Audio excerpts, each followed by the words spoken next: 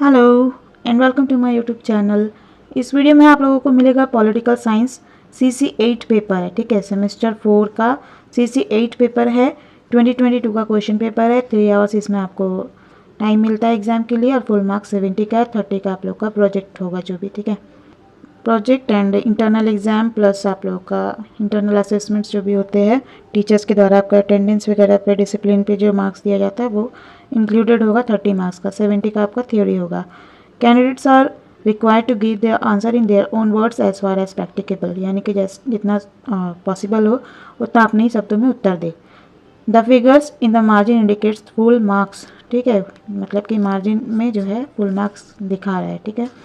Answer from all groups are as directed, निर्देशानुसार सभी खंडों से उत्तर दिए।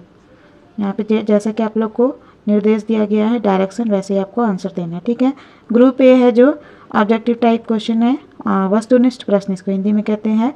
इसमें बोला गया है state whether the following statements are true और फॉल्स, ठीक है, यानी कि जो भी स्टेटमेंट दिए गए हैं वो ट्रू है या फॉल्स है, ठीक है, ये आपको बताना है। ये 2-2 मार्क्स का 10 क्वेश्चन है तो 20 मार्क्स का आपका ऑब्जेक्टिव हो गया।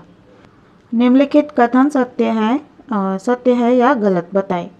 फर्स्ट क्वेश्चन है, does Aristotle consider citizenship and the constitution in the third book of politics.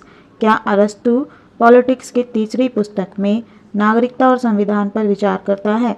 तो अरस्तु का जो थर्ड पुस्तक है उसमें संविधान के बारे में, नागरिकता के बारे में चर्चा किया गया है, ठीक है। तो इसका ये हो गया ट्रू, इसका आंसर, ठीक है, क्या है, सत्य है। सेकेंड नंबर क्वेश्चन पूछा आपसे, B, what separates the nation of sovereignty from the old doctrine to the new. मतलब क्या प्राचीन सिद्धांत को नवीन सिद्धांत से संप्रभुता की धारणा अलग करती है? हाँ, करती है, तो ये भी हो गया आपका ट्रू, ठीक है। नेक्स्ट सी नंबर क्वेश्चन है, almost all of Locke's works were published after the age of 65। Locke की लगभग समस्त कृति 65 ईयर्स के बाद ही प्रकाशित हुई है। क्या ये सत्य है या फिर असत्य है, ठीक है। तो लॉक की लगभग जितनी भी कृतियाँ थी वो उनके 50 वर्ष की आयु के बाद प्रकाशित हुई थी, ना कि 65 वर्ष की आयु के बाद। तो ये जो स्टेटमेंट है ये गलत है, फॉल्स है, ठीक है। नेक्स्ट डी नंबर क्वेश्चन है, Rousseau was born in Geneva in 1722।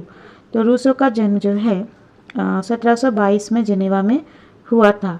ये करेक्ट है या फिर रॉन्ग है, बताना है आपको। रूसो का जन्म जो है जेनेवा में तो हुआ था लेकिन 1722 में नहीं, 1712 में हुआ था, ठीक है। तो ये जो है फॉल्स हो गया ये, ठीक है। Maximum interest of maximum person was set by Plato. ये जो स्टेटमेंट है maximum interest of maximum person, ये प्लेटो ने कहा था। ये ई नंबर क्वेश्चन आपसे पूछा गया है, ठीक है। अधिकतम व्यक्तियों का अधिकतम हित, ये बात किसने कहा? प्लेटो ने कहा? नहीं, ये प्लेटो ने नहीं कहा था, तो ये हो गया फॉल्स।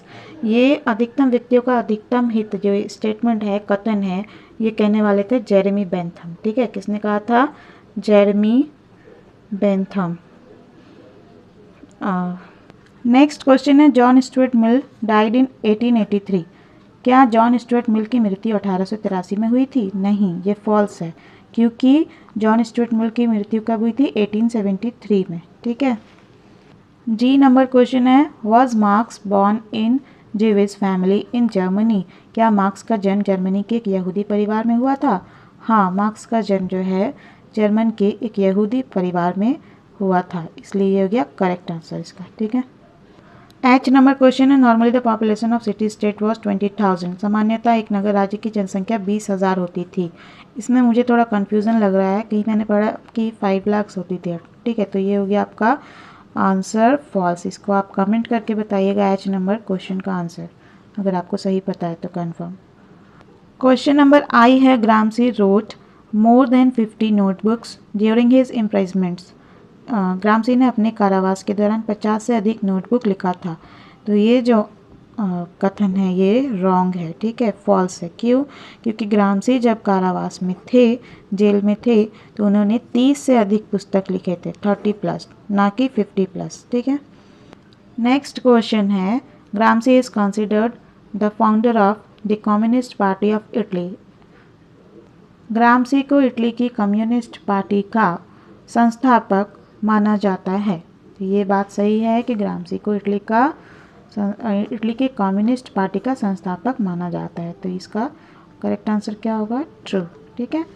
ग्रुप बी देखिए क्या दिया हुआ है, खंड बा group B short answer type questions, लघु उत्तरीय प्रश्न है।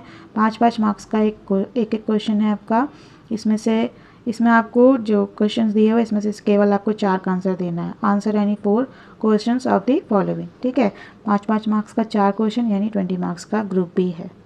इसका फर्स्ट क्वेश्चन है, what is Plato's theory of justice? Plato का न्याय संबंधी सिद्धांत कौन सा है? नेक्स्ट क्वेश्चन है, on what grounds did Plato support the communism of property? Plato ने संपत्ति के साम्यवाद का समर्थन किन आधारों पर किया है? ठीक है। नेक्स्ट क्वेश्चन है, how did Aristotle see the form of the state 2 forms? अरस्तु ने राज्य का स्वरूप कैसा देखा था? किन्हीं 2 स्वरूपों को बतलाए। क्वेश्चन नंबर डी है, what are the 3 main composition of Hobbes? Hobbes की 3 प्रमुख रचनाएं कौन कौन सी है? क्वेश्चन नंबर ई दिया है, what is locks theory of social agreement? Lock का सामाजिक समझौता सिद्धांत क्या है? क्वेश्चन नंबर एफ है, what 2 things did Bentham emphasis for educational reform? Bentham ने शैक्षणिक सुधार के लिए किन 2 बातों पर बल दिया है? क्वेश्चन नंबर जी है, what is marks theory of added value? अतिरिक्त मूल्य का सिद्धांत मार्क्स ने क्या दिया है? एच नंबर क्वेश्चन है, mention the 5 main features of Greek philosophy? यूनानी राज दर्शन की 5 प्रमुख विशेषताओं को बतलाए। ये है आपका ग्रुप सी खंड सा लॉन्ग आंसर टाइप क्वेश्चंस, दीर्घोत्तरीय प्रश्न।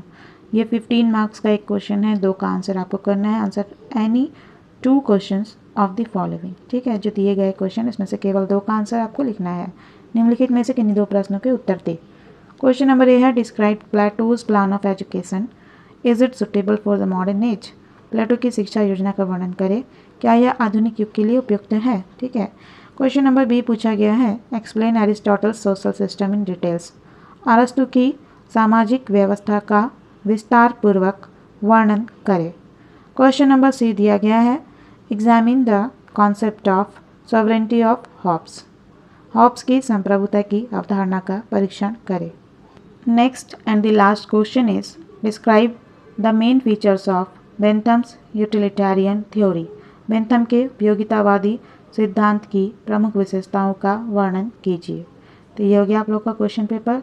वीडियो यूजफुल लगी है, इन्फॉर्मेटिव लगी है तो इसे लाइक कर लीजिएगा, चैनल को सब्सक्राइब कर लीजिएगा, टेलीग्राम से जुड़ जाइएगा और इसे शेयर करना नहीं भूलिएगा। Thank you.